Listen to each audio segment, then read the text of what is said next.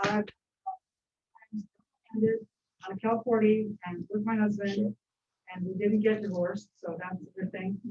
I started doing inspections in 2012, so I've seen a few boats, and then this year I also inspected 5 Transpac boats in the Bay Area. That was an interesting thing, since nobody uses the same set of rules.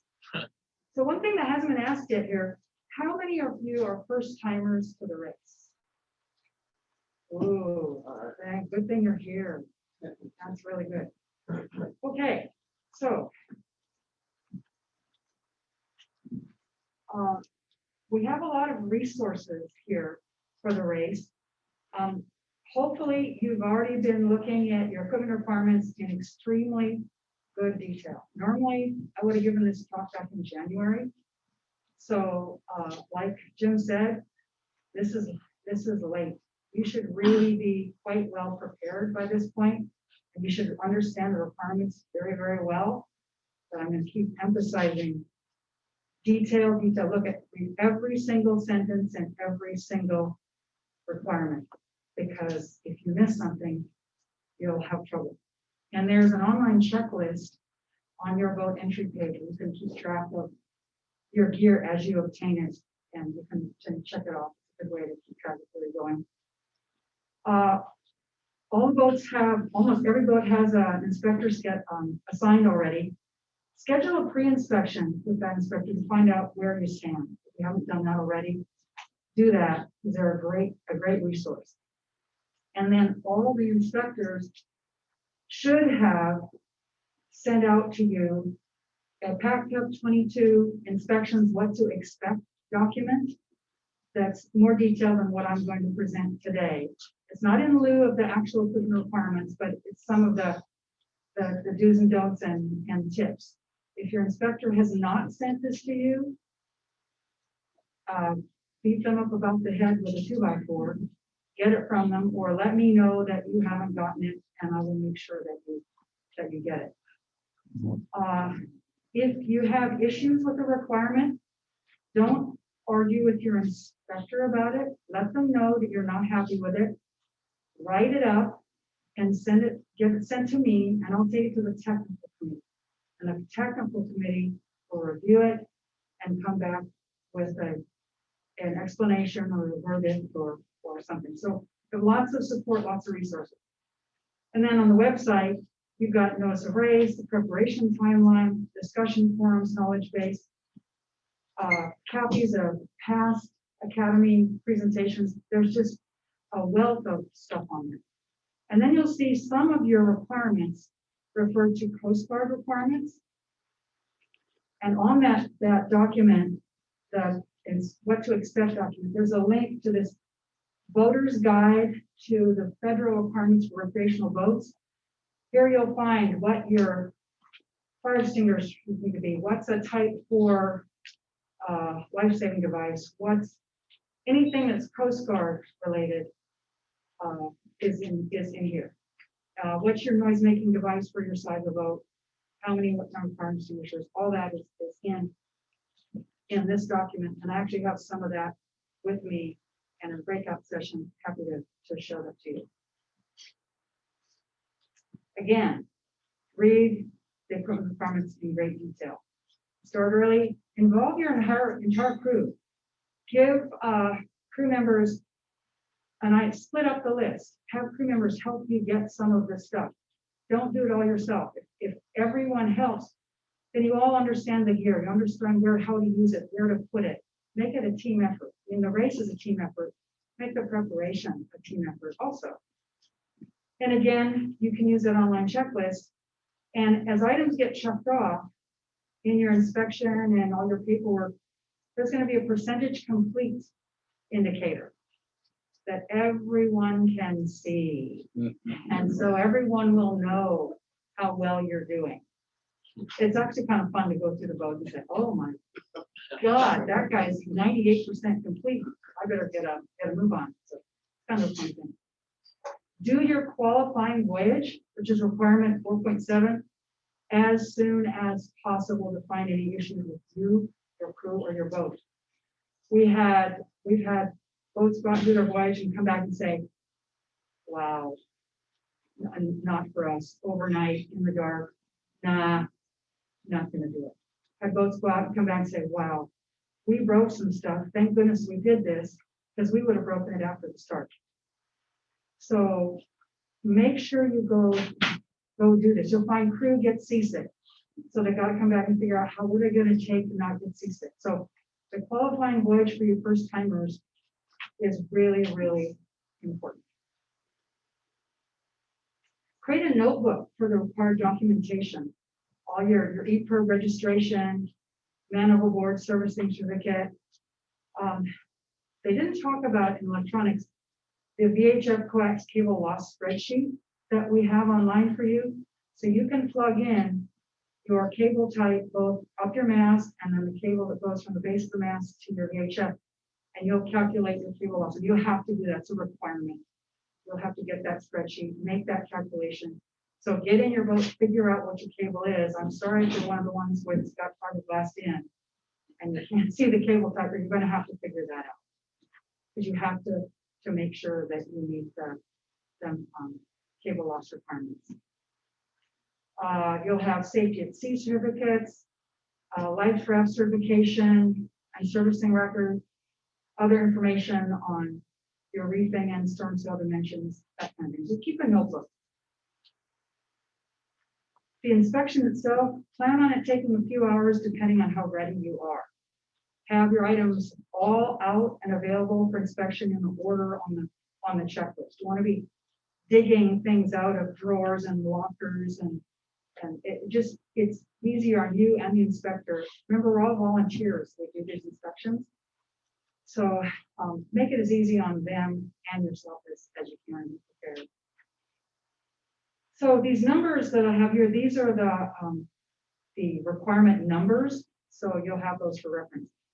So have your storage areas for heavy items readily accessible, like your batteries. Be able to quickly show, open up so your batteries are that they're strapped in. That's what we mean by heavy equipment.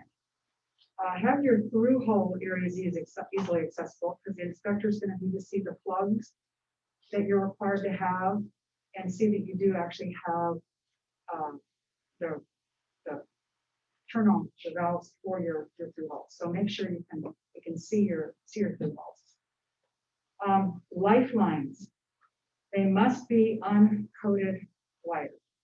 People like Dyneema, but it's not accepted by U.S. Sailing and then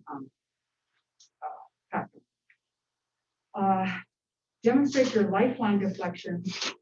I think it's 2 inches or 3, whatever it is. Apparently, hanging 6 packs of beer is 9 pounds, and that will give you your got the right deflection on your upper lifeline. Inspectors are going to measure your stanchion spacing, so make sure you've measured it and see that your stanchion spacing meets the requirements. And the required lifeline heights and gaps, especially if you have a split valve pulpit.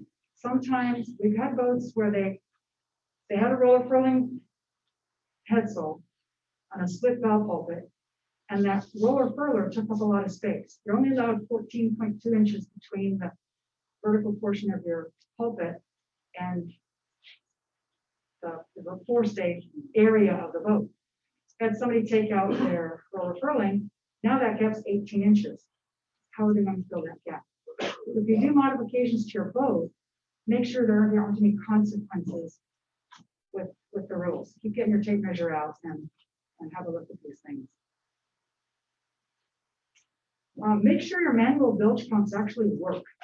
The rubber in them wears out. And I think there have been a number of instances people went to use them and they didn't work because the rubber had rotted away. And if the inspector doesn't think they look real good, they may tell you to put water in the bilge and show us you can pump that out. Know your PFD. Jump in the water with it. Know how to change your cartridge. It's your lifeline. Don't count on somebody else to take care of your PFD. You understand your PFD. When I first bought mine and jumped in the pool, only half inflated. It was a design flaw. And so you don't want PFD only flights halfway. Luckily, they fixed it and gave me a new one, but just know your gear. Jack lines need to be installed as for the race. Make sure you can clip in before you go out into the cockpit, especially double handers, which I am. We're extremely safety conscious. And we're clipped in before we even leave the cabin to go out in the cockpit. And I don't unclip until I'm actually down in the cabin again. So make sure you really can get around the boat. I also found some boats. The modern boats are so wide in the transom now. I found boats and for Transpac that had run jack lines down along the rails, but nothing across the transom. And there are these wide transoms, and if the skipper's flipped onto one side, and he had to get from one side of this giant wheel to the other, he would have had to unclip and then clip on the other side. So look at think of these as scenarios. Go through your boat and think of things. What if I need to go from here to there with a handhold or a jack line? Really come up with scenarios and go through your boat trying these things. Fire extinguishers and fire blanket need to be mounted where they will be for the race. Flares. This is so funny. We asked for SOLAS flares. You know how many times people handed me flares and said, "Here's my flares," and I said, "Well, it doesn't say SOLAS on them. They're Coast Guard approved, but they're not SOLAS." They said, "Oh no, they're SOLAS." I said, "Okay, show me SOLAS," and they're not. So be very careful when you get your flares and make sure they really do say SOLAS on there. And I know this year people are having a hard time getting flares with all the distribution problems, but they were able to get them from some of the life raft servicing companies because they would take flares out of life rafts that didn't actually expire before the Transpac race. So they were able to get those. So there are sources if you can't get them from a store or order, but try now. I know it's painful because they expire so quickly, but if you need them for the race, again, work on that very early. And just remember the LED lights and the Coast Guard approved only flares are not accepted. It's got to be SOLAS. The crew overboard sling requirement, the very last sentence of that says it's got to have a self-igniting light. You don't know how many times people forget to put that light on it. The life sling does not come with a light when you buy it. You have to add it. But it's amazing. Inspectors miss this. They get to the finish line. There's no light on your life sling when we inspect you at the finish line. There's more on that. And if you do, and with your lights that you're putting on things like your PFD, your life sling, if it's got an on-off switch on it, in other words, sort of an activation switch, make sure you turn that on so it actually will activate if water touches it. I looked at a couple boats and they had not turned it on, so it wasn't going to work even if it did get wet. So have a look at any lights you're adding to things. Show all the paper charts that you'll be carrying, which would be the required Kaneohe chart plus relevant California coast. We always carry more general Hawaii Island charts also. Put your anchor chain and row it out on the dock so we can measure it. The inspector's going to come with a tape measure. They're going to measure stuff that needs to be measured. And if you lay your stuff out on the dock, the anchor chain and row, it's a lot easier to measure. AIS transponder. Now we're requiring you to transmit your AIS position, not just receive. So your inspector is going to have the marine traffic app on his cell phone. He or she is going to have it, and they will look to see if they can. You're going to turn your AIS on at the beginning of inspection. It takes a while for your boat to show up on marine traffic, and towards the end of the inspection, they're going to look and see, are you showing up? Well, in 3 of the 5 boats I inspected for Transpac, they didn't show up. And they all thought, well, we have working AIS. I said, but it's not here. It's not here. Well, including my own boat. My husband went to do the qualifier for single-handed transport. We couldn't find him on marine traffic. Well, he had a loose cable. Let's get back to the electronics. And these boats all went back, and sure enough, a power cable had fallen on, the coax had loosened up something. So again, it's cables. Check your connections. But I was astounded at how many their AI, they thought their AIS transmitter was working, and it was not. So double check that. Have your safety diagram mounted as it'll be for the race. Have your heavy weather sails available to hoist if requested. This is Green Buffalo at one of the past POAs, probably showing their heavy weather sails. Have your emergency water marked and stowed as it will be for the race. And you can use factory sealed. This year we're saying you can use a reusable container, and we're going to have some sort of a tape that the inspector can put on the lid of it to show that it's so a tamper-proof tape, because we're trying to reduce the use of single-use plastics. And Hawaii, they're having a hard time with recycling, and basically only 9% of any of the plastic has ever been recycled. Basic plastic is not recyclable no matter what that little symbol says. We've got to stop using it. So enough on my platform, just like Julia. And your containers that make sure they're stored so the plastic can't shake through. We use that rubber shelf liner to put our big water jugs against, so they can't shape against the fiberglass hull. You don't want the movement of the boat shaping through your water supply, and you're losing your water into your bilge. Life rafts, you got to show certification that the life raft meets all of the requirements. That means all the numbers that are listed. You got to have an insulated floor. You have to have the right pack of safety gear in it.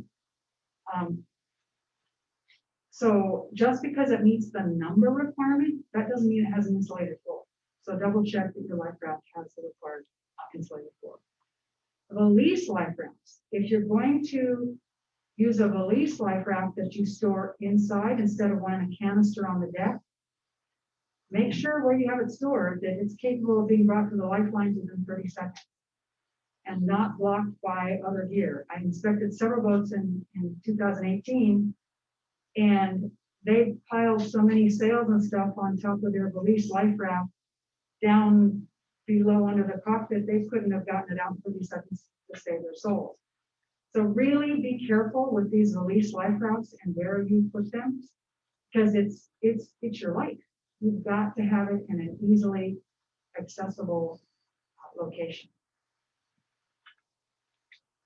And you'll be demonstrating your deployment of your emergency steering system. This is our old one. We've since then bought a lighter weight fiberglass carbon fiber one because we're getting older and we like our gear to be lighter weight. If the inspector doesn't like the looks of your emergency steering system, they'll tell you to do an at-sea demo. You're going to have to go out and sail with it and show that it can go upwind, downwind, jack and jibe. You can actually do what you're supposed to do with that thing. And with a drogue also. You may, if you're only going to use a drogue, you've got to show that it's going to work for you. And rudders and steering systems are the most common failure in Transpac and PACA. So to avoid having to use your emergency steering system, please go to the boatyard, pull your rudder out, make sure everything's okay, service it, whatever needs to be done, because you don't want that thing to fail on you. We want you to be self-sufficient. We don't want you to, if you have a problem, we'd like you to be able to take care of yourself, not have to call another boat, so they have to ruin their race by coming to help you. It's just really good to be self-sufficient, well prepared and self-sufficient.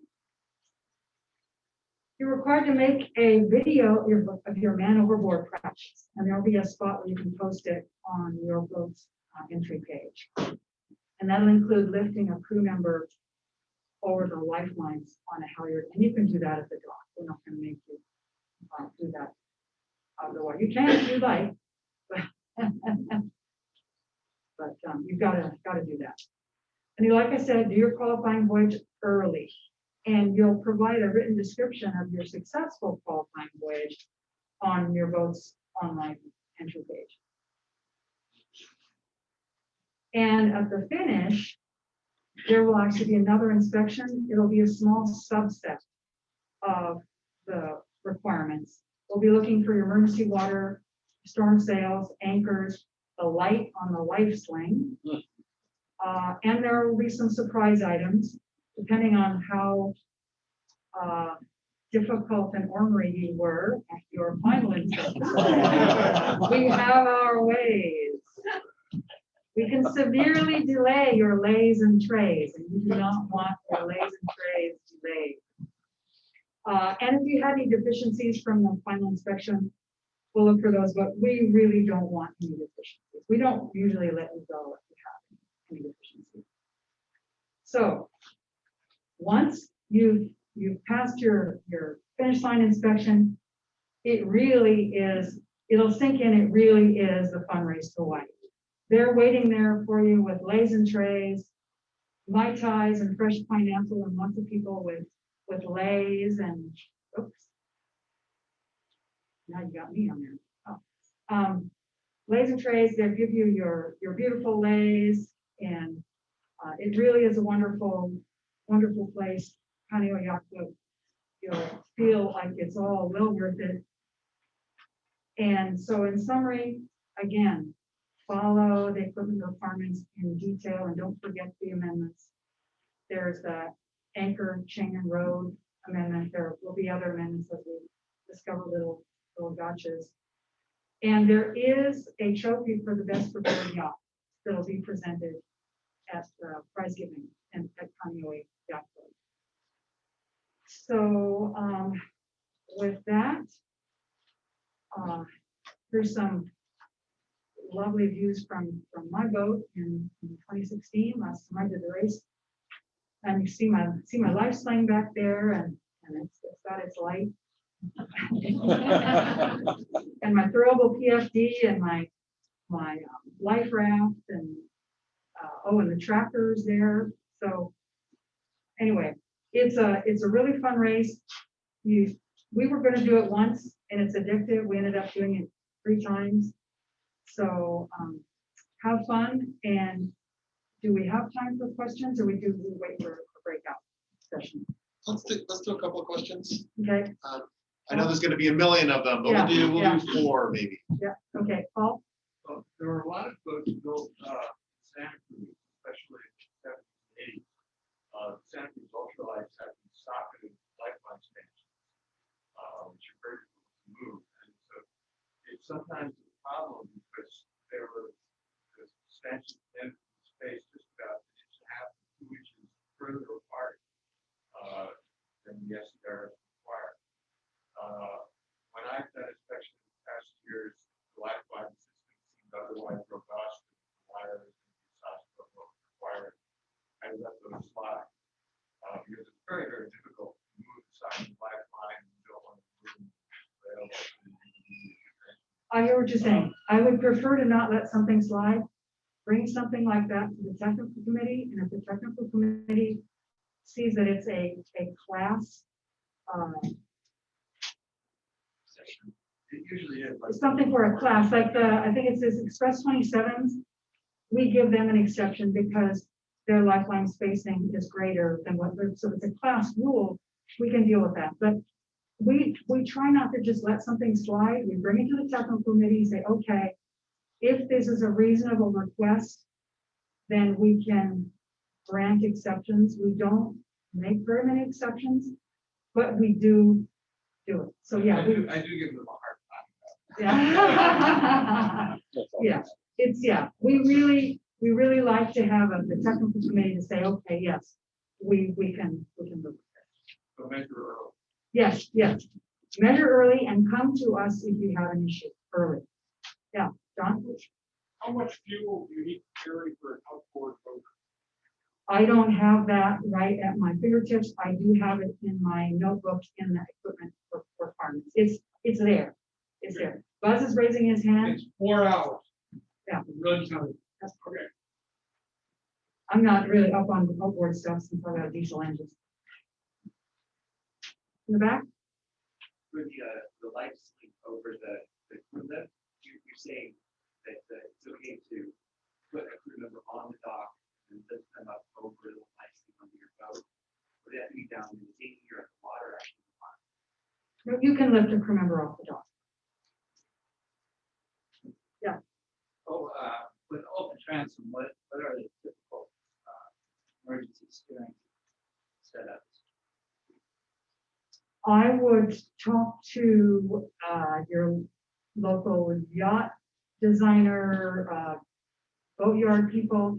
There are various brackets that can be built. At Rowena, we've so- got several articles in the knowledge base. In the on this knowledge, and yeah, other there's a lot of, topics. yes, there's been a lot of big bentos, a lot of big open transom boats that have done the race. And there's, like Michael said, there's stuff in the knowledge base. And we can put you in touch with those boats also. At one point, there was some discussion of not allowing the monitor when they as a emergency steering. So they have a kit that goes with the monitor, make an emergency steering, and there was some discussion a couple of years ago. The problem with the monitor, from my understanding, is that turning it into emergency rudder is nearly impossible underway. If you can prove you can do it, but it's my understanding that you can't.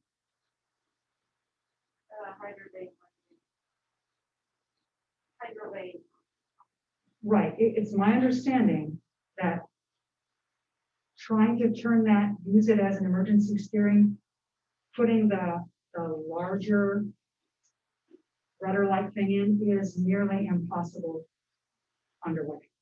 The blade is still too small. Okay, I'm sure, there's a lot of technical stuff in this talk. There's pages and pages in the equipment requirements, lots of questions. Rowena's gonna be here for most of the day. all And day. a couple, yeah, I'll be here all day, and I have, John Dillo is here, he's one of, longtime inspectors, he was here. Well, anyway, it might just, Would the inspectors in the audience please stand up? Somebody, I think got it's just, John, yeah, I think John's the only one who was able to come today. And you're Why not not? technical. and technical Oh, no, committee yeah. members, would you please stand up? And people who have been inspectors in the past? Great, so a wealth of information, go seek these people out throughout the day, and we'll specifically this afternoon, the afternoon coffee break, we'll have a bit of a breakout session where we'll try Rowena will do a chair and bucket her with questions. Thank you.